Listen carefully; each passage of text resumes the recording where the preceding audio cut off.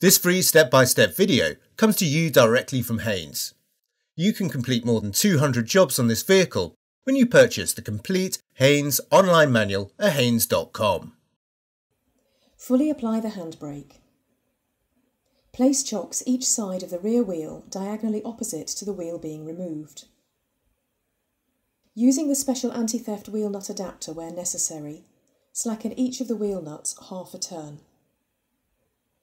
Position the jack head under the reinforced section of the door sill flange, then raise the vehicle until the wheel is clear of the ground.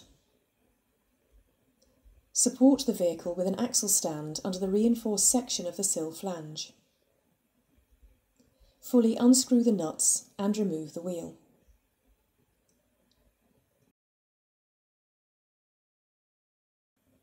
Unscrew the lower guide pin bolt whilst counter-holding the guide pin with an open-ended spanner. Unscrew the upper guide pin bolt in the same manner. Remove the bolt securing the brake hose bracket to the suspension strut. Slide the caliper from place, then to prevent straining the hose, suspend it from the strut using a length of wire. Remove the outer and inner brake pads from the mounting bracket. Prise the upper and lower plates from the bracket. Measure the thickness of the pad friction material. If any pad is worn down to 1.5 mm or less, all 4 front brake pads must be renewed. Check that the guide pins slide easily and the rubber gaiters are intact. Clean the mounting bracket with a brush and brake cleaner. Clean the caliper in the same manner. If new pads are to be fitted, the piston must be pushed fully back into the caliper body. To prevent dirt being forced back up into the hydraulic system, remove the dust cap, fit a spanner to the bleed screw and attach one end of the plastic tube. Place the other end of the tube into a suitable container. Clamp the brake hose.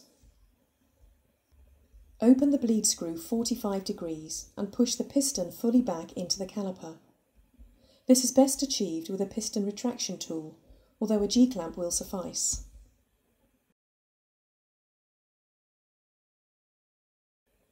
As the piston comes to a stop, close the bleed screw and remove the tool.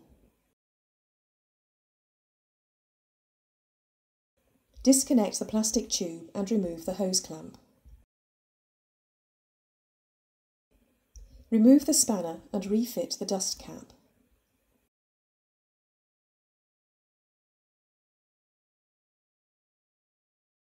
Press the upper and lower plates into place, then slide the new pads into place on the bracket. Ensure the friction material is against the disc face. Slide the caliper over the pads, then refit the guide pin bolts and tighten them to the specified torque.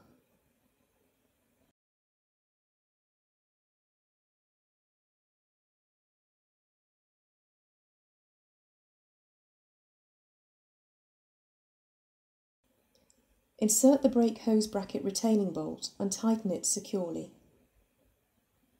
Repeat the whole procedure on the remaining front brake. Then repeatedly depress the brake pedal to bring the pads into full contact with the discs. Locate the wheel over the hub studs, then refit the nuts and lightly tighten them.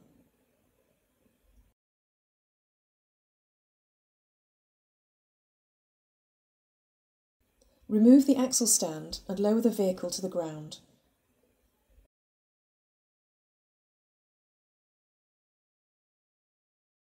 Tighten the wheel nuts to the specified torque.